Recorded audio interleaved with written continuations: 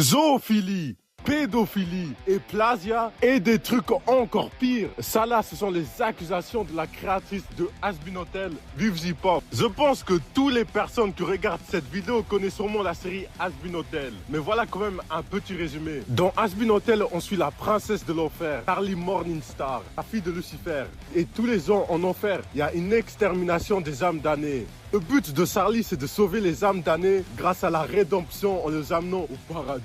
Et la créatrice de ce dessin animé est dans plusieurs dramas pour des histoires sombres. La vidéo sera crescendo, c'est-à-dire on va commencer par des trucs chill et après ça va devenir de plus en plus grave et de plus en plus sale pour finir avec des trucs hardcore, genre le mot P. Et j'ai essayé de trouver un maximum de posts où Vivzi a répondu. Donc la vidéo sera coupée en plusieurs parties. La première, les dramas de Vivzi, les réponses de Vivzi Pop si elles sont pas trop courtes. La troisième, ça sera mon avis sur les séries de Vivzi Pop et sur la personne en règle générale. Montrer les images de ce truc sera assez galère parce que il y a des scènes dans ce comics qui sont assez hard et la flemme de romancer à strike. Déjà, on a un personnage qui s'appelle Addison. Si on la prononce à la française, ma France. Oui, baguette. Vivzi a dessiné ce personnage qui a l'air assez jeune dans différentes positions. C'est hardcore. Même si sur le wiki du personnage, il est écrit qu'il a 18 piges. Regardez sa transe. On dirait moi à 14 piges. Voilà. Juste que moi, je suis noir, j'ai une grosse... Mais Vivzi a répondu à ce drama. Après le pilote d'Has Been Hotel, tous les personnages ont été recast pour la saison 1 de Has Been Hotel. Et ça a fait un mini-drama. Parce que les gens avaient le seum que le personnage ont changé de voix. Personnellement, sérieusement, moi je m'en bats les couilles. Parce que je regarde en VF, ils ont changé quasiment aucune voix. Merci la VF. Et Vivzi a fait une mini-réponse à ce drama en disant qu'elle préférait avoir des personnes de Broadway qui savaient chanter. Parce que les épisodes d'Has Been Hotel sont composés de 100% de son son. Et un ancien membre du cast, l'ancienne voix de Angel Dust, a dit qu'il n'y avait aucune galère, qui s'en foutaient, qu'ils étaient en bon terme avec Vivzi Pop et qui comprenaient son choix. Ils ont peut-être été menacés, on sait pas. Un 9 mm devant la tempe, ça fait changer des adhésions. Le mot qui commence avec P, le mot qui peut faire perdre ma monétisation, la P.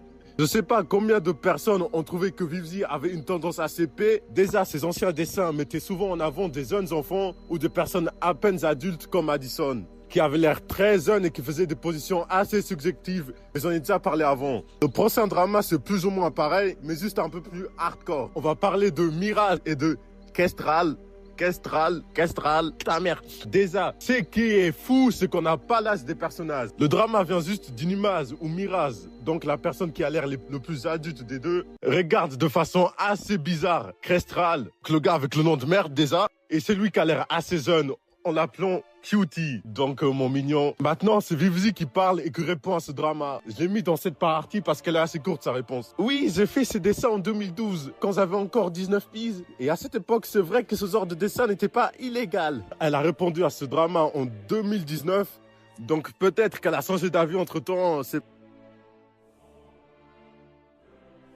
personne est un vieil ami de Vivzi. Ils se sont rencontrés en 2012 et pendant un temps, ils étaient vraiment de vrais potos. Mais un jour, ils se sont embrouillés pour une raison inconnue. Ils ont commencé à lasser des pics entre eux, genre un coup de ouais, Vivzi et Lou, elle dessine des enfants tout nus. Mais le drama se terminait avec une excuse de doll crêpe. Et aussi étonnant que cela puisse paraître, notre sœur Vivzi Pop, qui a un casting composé 70% de personnages queer, aurait fait un message Discord transphobe. C'est comme si vous apprenez moi, le grand Yasta, car j'avais un Discord où je faisais que insulter Marcy Wu. Alors que c'est l'inverse, Discord où je vénère Marcy Wu. Donc elle a raconté quoi dans ce fameux message Discord? Elle aurait très mal parlé des membres de son équipe qui seraient des personnes trans. Oui, je suis aussi choqué que vous, hein. Mais en vrai, il n'y a aucune preuve que ce soit Vivzi qui ait fait ces messages. Ça peut aussi être un fake. Oh là là, ça me rappelle un certain Lion Deredev quand on parle de Patreon là. Quand une personne indépendante fait un Patreon pour demander de l'argent. Et c'est littéralement la même chose. Malheureusement, plein de personnes disent que Vivzi a scam toutes les personnes qui ont payé son Patreon. Parce qu'elle garde sûrement tout l'argent pour elle. Parce qu'elle tient pas ses engagements. Toujours la même chose dans ce milieu. Sérieusement, ça fait 2 fois là que j'entends parler de ce genre d'histoire. Avant la sortie officielle de Has-Been Hotel, un ancien membre du staff de Vivzi s'est plaint. Vivzi a eu plein de problèmes avec les anciens membres de son équipe. Il faisait l'animation. Donc les animateurs, ouais, vous venez d'apprendre un truc, non? Plusieurs animateurs se sont plaints de mauvaises situations de travail. Que Vivzi les maltraitait, qu'elle était assez agressive avec eux. Mais un certain Erin Frost s'est plaint sur les réseaux de sa situation qu'il y a eu avec Vivzi, qui était un boss assez toxique. Et en plus, apparemment, elle insulterait. Bien sûr, il nous dit pas qui s'est enculé. Par contre, si elle a commencé à insulter dans la terrasse, ça va pas le faire. Je vais commencer à me battre avec elle. Pardon. Donc, après ça, plein d'autres employés de Vivzi, de son studio Spindlehorst, ont répondu au tweet de Erin Frost en disant plus ou moins, avec moi, elle était sympa, gentille, tranquille, jamais agressif. Peut-être c'est toi le problème, mon gars. Moi, en tant que Renoir Soin, avec un zigapaf fan de Has-Been Hotel, je suis choqué et outré du titre de cette partie. Apparemment, notre sœur Vivzi aurait eu une controverse de personnes l'attaquant en disant qu'elle était raciste. Sœur, non. Donc, vu que Vivzi a des personnages giga stéréotypés, plein de personnes la traitent de raciste. Ah, mais bon, ça va en fait. Ça va. Je pensais que c'était pire. Genre Vagui ou Nifty. Pour Vagui, parce que c'est une espagnole giga cliché. Qui lâche des insultes espagnoles sans aucune raison. On est en France ici. Enfin, moi, je suis en Suisse en vrai. Mais je parle français, du coup, on va dire on est en France ici. Et qui est aussi assez agressif, qui est aussi un giga cliché des Espagnols. Et sinon, comme autre exemple, ils ont pris Nifty. La femme de ménage, j'ai jamais compris, elle servait à quoi en fait. Que Nifty serait celle qui nettoie tout l'hôtel parce que c'est une femme et aussi parce qu'elle est japonaise. Du coup, ça la traite de raciste et en plus de sexiste. Parce que Nifty, c'est une femme japonaise qui nettoie tout et qui est un peu... On l'a accusé de plagiat, quoi. Le tracing est souvent utilisé par les gros fils de pute qui recopient le dessin et l'animation d'autres créateurs. Et Vivzi a souvent été accusé de ça. Mais en vrai, on peut avoir le bénéfice du doute. Parce qu'il n'y a aucune preuve que Vivzi a posté ses animations. Après, Vivzi aurait fait un don de 5K en 2023 pour une autre équipe d'animation qui avait fait un crowdfunding pour avoir un maximum d'argent pour faire 5 épisodes de leur série. Parce qu'ils avaient que sorti un pilote. Et ils auraient râlé parce qu'elle aurait juste fait ça pour son image. Qu'elle n'était pas obligée de poster son don sur Twitter. Si elle voulait vraiment les aider, elle aurait juste fait son don. Par contre, là, je vais donner mon avis sérieusement sur cette situation. Parce que quand je le lis, c'était un peu vénère. Que Vivzi ait fait un don de bonne foi ou de mauvaise foi, sérieusement, on s'en bat les couilles. Ils ont commencé à l'attaquer parce qu'elle serait hypocrite, mais par contre, l'argent, ils veulent bien le garder. Selon moi, si tu trouves que quelqu'un te donne de l'argent immoral, tu le rends. Il n'y a pas à râler sur Twitter. Ils auraient juste dû faire un call sur Discord entre eux. Ils disent qu'ils n'ont pas kiffé ça. Soit Vivzi supprime son poste, il garde l'argent, ou soit ils rendent juste l'argent. C'est quoi cette hypocrisie? Maintenant, un petit moment anecdote, mais ça sera rapide. Une fois, quand j'avais 15 piges, j'ai donné 10 balles à un SDF qui arrêtait pas de me suivre et de me demander. Je me suis senti un peu forcé, je vais l'avouer. Et ce gros fils de pute m'avait demandé si j'avais pas plus de thunes. C'est quoi ce niveau de fils? Malheureusement, il va falloir que je vous dise un truc. C'est une dinguerie à quel point Vivzi ne répond pas à ces dramas. Donc malheureusement, il n'aura pas de réponse sur toutes les parties de la vidéo. Donc son histoire qui m'a fait un peu raser avec l'équipe d'animation là, c'est réglé entre eux. J'ai pas exactement les détails. Ils ont juste fait un message Twitter pour dire que c'était réglé. Assez bizarre, mais ok.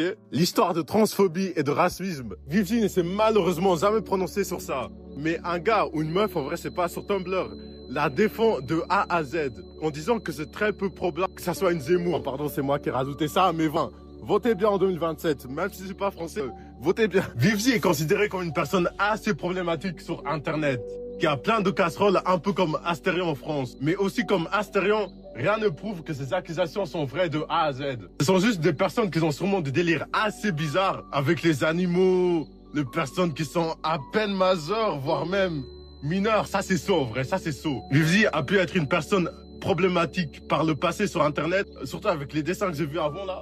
Mais maintenant, je vais donner mon avis sur Vivzi en règle générale et aussi sur ses séries. Après l'analyse de toutes les accusations de Vivzi que j'ai vues, qu'elle est possiblement P, qu'elle a des délires un peu zo, même si ça fait assez longtemps qu'elle a plus fait ce genre de trucs. Elle a quand même fait des dessins d'un personnage qui a l'air assez mineur et qui a en vrai à peine 18 piges. C'est mon âge, il faut se calmer Vivzi. Ça là, c'est la partie que je trouve problématique. Et est-ce que Vivzi est raciste ou transphobe? Comme je le dis avant, rien prouve que le screen du message transphobe était pas un montage. Pour le racisme Si faire des personnages stéréotypes, c'est être raciste, alors je suis le plus gros raciste du monde. Vu comment je parle avec mes amis arabes, italiens, je vais pas dire ce que je leur dis pour des raisons évidentes. Et pour l'histoire de 5K, vous avez déjà mon avis, je trouve ça assez hypocrite de l'attaquer, bla bla bla bla bla, thune bla bla bla. Mais bon, c'est mon avis quoi. Et sinon, pour les séries de Visi Pop, j'aime bien Hazbin Hotel, la saison 1 et même la 2. Oui, même la 2. Et si cette vidéo fait beaucoup de stats et qu'elle a beaucoup d'engagement, je m'engage à sortir une vidéo sur la saison 2 d'Hazbin Hotel. J'ai pas encore le titre. Comme ça, j'aurai une excuse pour la remater. Et sinon, pour Helluva Boss, je suis pas du tout fan de cette série-là. Je la trouve assez mid, elle est regardable sans plus. Sinon, j'espère que la vidéo vous a plu, même si elle fait sûrement entre 10 et 15 minutes si j'ai pas trop galéré dans le montage, j'espère. Si vous avez kiffé la vidéo, abonnez-vous, likez et lisez Chainsaw Man aussi. Lisez Chainsaw Man, il speak. Ok, on connaît tous la scène de télé Nickelodeon, qui a créé plusieurs classiques, comme Danny Phantom, Mes parents sont magiques, ou d'autres trucs. Mais si je te disais que plusieurs créateurs de ce Nickelodeon étaient dans des histoires sombres, est-ce que tu me croirais? Vous savez pas à quel point il y a des fous dans cette industrie. Mais avant de parler de ce genre d'histoire, on va parler d'histoires plus chill. Et après, ça va commencer à devenir de plus en plus hardcore. D'abord, on va parler d'une communauté problématique de ces Nickelodeon, des choses qui montrent à quel point il y a des problèmes dans cette industrie. J'ai déjà parlé de la communauté de Bienvenue chez Loud assez souvent. Maintenant, je comprends pourquoi ce sont des malades vu le créateur de cette série. Mais on va en parler après, le What's Time to Coco. Donc, les fans de Bienvenue chez Loud sont des malades. Ils ont réussi à écrire une fanfiction plus longue que la Bible. Genre avec 1 million de mots. J'ai même pas 100K mots dans mon putain de vocabulaire. Comment c'est possible que des cons aient réussi à écrire un truc aussi long? Et après, comme dans beaucoup d'autres communautés, il y a beaucoup de paix dans cette commune. Même si on peut penser qu'il y a que des gosses dans ces communes, il y a sûrement plus d'adultes que d'enfants qui font des fanfictions que je peux plus afficher en vidéo sous peine de manger un strike. Du coup, je suis le seul trauma de faire foutre. Donc, ils aiment aussi shipper les frères et sœurs entre eux, qui sont déjà de la même famille et en plus, ils sont mineurs. Et le pire là-dedans, c'est que ce truc est la partie la plus connue de la vidéo. Alors, imagine juste le reste. Je fais bien ma pub, tout ça, abonne-toi aussi. Voilà le dernier mini-drama dont je veux parler. Et après, on va passer à des choses sérieuses, des choses qui vont te traumatiser. Donc, Dora l'exploratrice, on connaît tous cette petite Espagnole qui nous apprend une masse de trucs quand on était encore des petits skibidi. Je me demande maintenant, les enfants, ils ont quel genre de dessin animé qui leur apprend des trucs, des dessins animés brainrot? J'espère que ça n'existe pas en vrai, j'espère vraiment que ça n'existe pas. On est dans les années 2000. Nickelodeon ont voulu faire une poupée de Dora l'exploratrice que les journalistes ont trouvé assez problématique. Dora's for babies. Yeah. So I understand why Mattel has come up with a tween Dora to go after that audience. And je vais pas mentir, j'ai trouvé aucune image de cette poupée. Que des gens qui en parlent en interview. Mais sinon, malheureusement, j'ai pas trouvé plus d'infos sur cette histoire. Mais elle me semblait assez intéressante. Déjà, pour comprendre l'histoire de ce gars, il faut savoir c'est qui et il a fait quoi comme dessin animé. Et aussi, ça veut dire quoi, grooming. Ok, ce mec a fait un dessin animé qui s'appelle Ren et Stimpy. Et selon mon meilleur poteau de ChatGPT, parce que je vais pas mentir, je connaissais pas ce dessin animé avant, j'avais entendu parler, c'est quoi ce truc? Dans Ren et Stimpy, on suit un chihuahua nervosé et un chat idiot vivant des aventures assez loufoques. Je pense que ça se voit que ça a été écrit par ChatGPT, mais c'est la flemme de regarder un épisode, j'ai pas le temps là. Ça a l'air d'être un dessin animé assez sympa, mais du coup, le créateur de ce truc a fait quoi? Du grooming. Le grooming, c'est quand un adulte se sert de sa position d'adulte pour avoir des faveurs d'un mineur, genre Norman Prime. Donc son histoire date de 2018, où 2 jeunes filles, en disant plus ou moins que c'est un prédateur. Une a même affirmé qu'elle a reçu de cadeaux de sa part quand elle avait 13 piges. Et le mec, il avait genre 39 ans. Et 3 ans plus tard, il a commencé à la maltraiter, si tu vois où je veux en venir. Elle a aussi dit avoir vu des vidéos sur son ordinateur, des vidéos d'enfants en train de faire du Scrabble. Je pense que t'as compris où je veux en venir, quoi. Ce mec est un malade. Avant de faire cette vidéo, je le connaissais pas du tout. Même son dessin animé là, je connaissais pas non plus. Mais quel genre de détraqué, déjà envoie des cadeaux à une mineure de 13 ans qui ne fait pas partie de sa famille. C'est bizarre. Même moi qui a une petite sœur de 13 ans, même pas je la donne 10 balles pour son anniversaire, même pas. Et le pire dans cette histoire, c'est que déjà ce mec, au tribunal, il a le droit à un avocat, alors que vu la défense de l'avocat, c'est cramé que ce mec est un prédateur. Voilà la défense de l'avocat. Mon client est bien sorti avec une jeune fille de 16 ans. Mais les autres accusations, voilà, c'est faux. Avec aucune preuve, Et là, je vais donner un avis ziga controversé, enfin je pense. Selon moi, il y a des gens en tribunal qui méritent pas d'avoir d'avocat. Imagine, t'es un gars dégueulasse qui a genre tué quelqu'un ou V quelqu'un. Ok, et t'as aucune preuve pour prouver que c'est pas toi. Autrement dit, c'est toi. Le tribunal sait que c'est toi, aussi tu sais que c'est toi. Alors pourquoi tu aurais le droit à un avocat qui doit défendre une personne horrible comme toi déjà? Après, je suis pas très renseigné sur le sujet, mais je crois que dans presque tous les pays, peu importe les preuves et l'agression, tu as le droit à un avocat. Après, si je me trompe, dis-le moi en commentaire avec respect.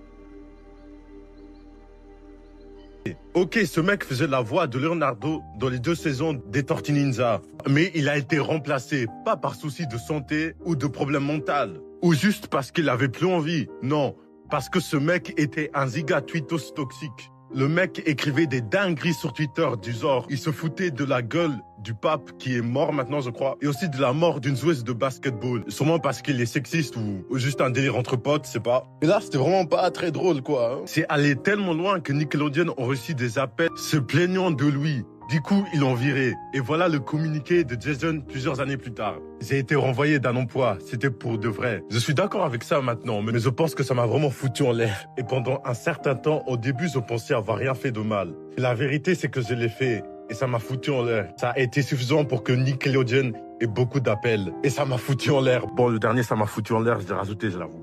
En ça, cette histoire est un peu triste. C'est sûrement juste un gamin qui ne savait pas ce qu'il faisait. Il voulait juste se taper une barre avec ses potes, j'imagine, et ça a littéralement gâché sa vie. Après, je comprends Nickelodeon qui veulent pas s'associer à ce genre de gars. Mais il a quand même dit que ça a foutu sa vie en l'air plusieurs fois, là. Ça fait beaucoup, là, non?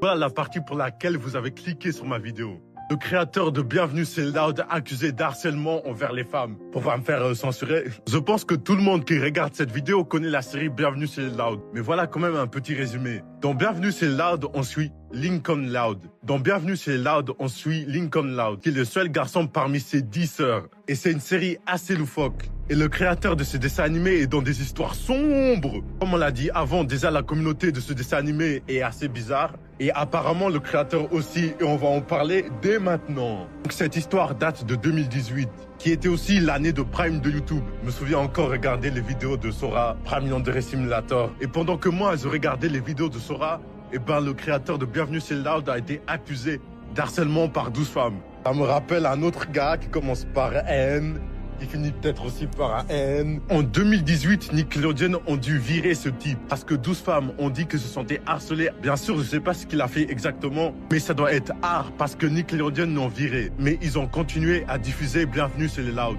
qui était genre à sa 3e saison. Et ça marchait assez bien, donc bien sûr, ils n'allaient pas arrêter. Et ils ont dit l'avoir viré parce qu'ils veulent avoir un bon environnement de travail, sans aucun malade. Mais son histoire n'est pas finie. La réalisatrice de BoJack Horseman, qui est une femme, je le précise parce que moi je ne savais pas, c'est aussi plein de ce mec, donc il a sûrement fait d'autres dingueries à d'autres femmes. Après plus de 200 femmes qui ont rien à voir avec cette histoire, ce sont plein de harcèlement. Pas que du créateur de Bienvenue c'est Loud, aussi plein d'autres personnes. Bien sûr, j'ai toujours pas les noms, hein.